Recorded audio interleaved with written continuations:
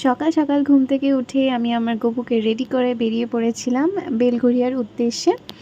আজকে একটা খুবই স্পেশাল দিন আমার মায়ের জন্য আর আমার জন্য। আর এখানে দেখতেই পাবে তোমরা, ঠাকুরকে বাবা পুজো দিয়ে দিয়েছিল, খুব সুন্দর লাগছিল, ফুল দিয়ে এত সুন্দর করে বাবা সাজিয়েছিল। এই লঞ্চ ঘাটটা যারা ব্যান্ডেলে বা চুচড়োতে থাকো চিনতেই পারবে, যেটা নতুন বানিয়েছে। তো আমরা নৈহাটিতে চলে গেছিলাম লঞ্চে করে, আর এখানে হচ্ছে বড় মায়ের মন্দির। তো আজকে তো আর বড় মায়ের কাছে যাওয়া হয়নি, তো নেক্সট একদিন আসবো, এসে আবার বড় মাকে পুজো দিয়ে যাব। এখানে আমি বাবার সাথে একটু ফটো তুলছিলাম, কিন্তু বাবা তাকাচ্ছিলই না ব্লগে। ট্রেনে করে যাব, কিছু খাবো না, এটা তো সম্ভবই না। তো পাঁপড় দিয়ে শুরু করে তারপরে আরও কত কিছু খেয়েছিলাম, ঝালমুড়ি।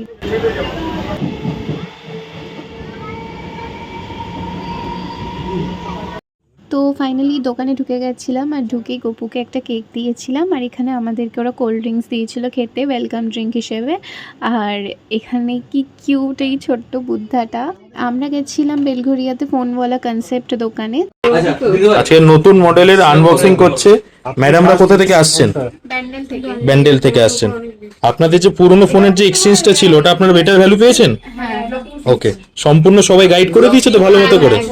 পুরনো ফোনগুলো কি ছিল একবার দেখিয়ে দাও।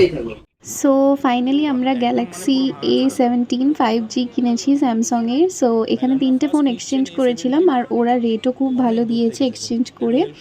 সো এই ফোনটা কিনেছি, এটা ওদিনকেই লঞ্চ করেছিল। কালারটা দেখুন ম্যাডাম। ওয়েট, ফোনই শুধু না, 4টে গিফট আরও পেয়েছিলাম। তার মধ্যে থেকে এই লাঞ্চ বক্সটা ছিল, এখানে ছিল একটা চপার, আর একটা ছিল ইয়ারবাড, যেটা নিজেদের পছন্দ মতো তোমরা চয়েস করতে পারো। একটা বোতল ছিল। হ্যাপি কি হ্যাপি না বলো? হ্যাপি একটু জোরে বলো। হ্যাপি নতুন ফোন কিনে দিয়ে কিরকম ফিলিং? হ্যাঁ, আমার কেটেছে।